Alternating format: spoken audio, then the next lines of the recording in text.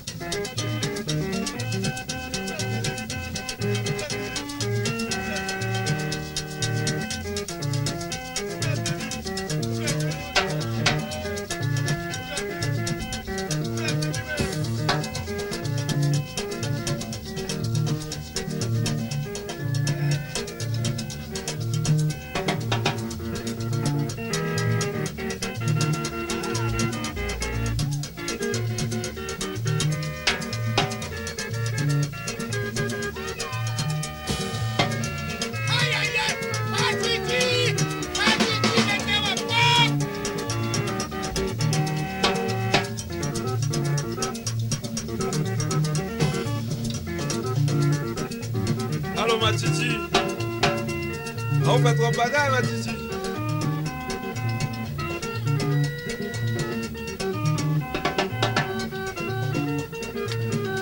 Ma titi, quittez pour l'autre, quittez pour l'autre.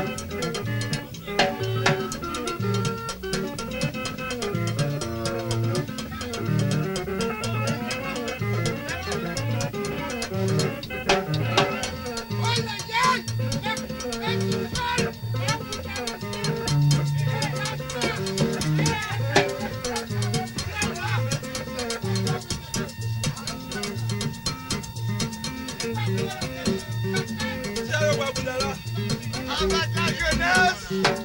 Après plaisanterie. Papa Willy, Papa Willy, Papa Willy.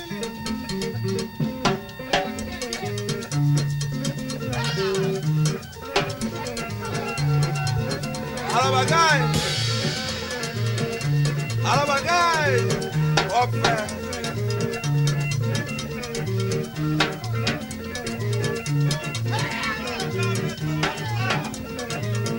Chérie.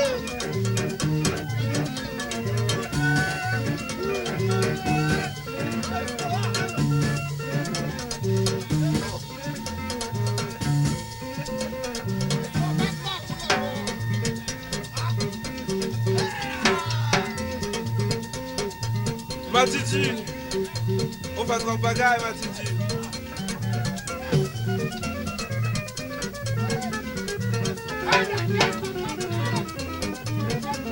Allô Maria.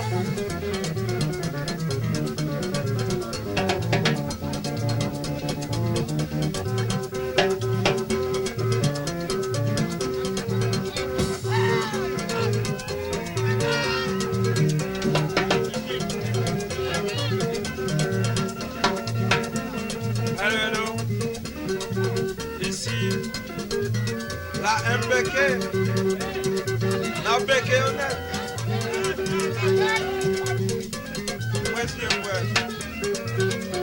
La donne ma bouille.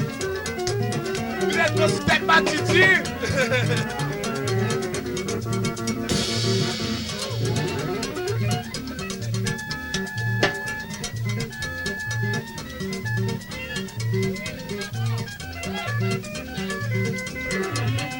Avec la jeunesse.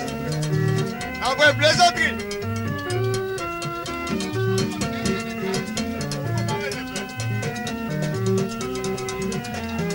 Je dois femme dans mon frère.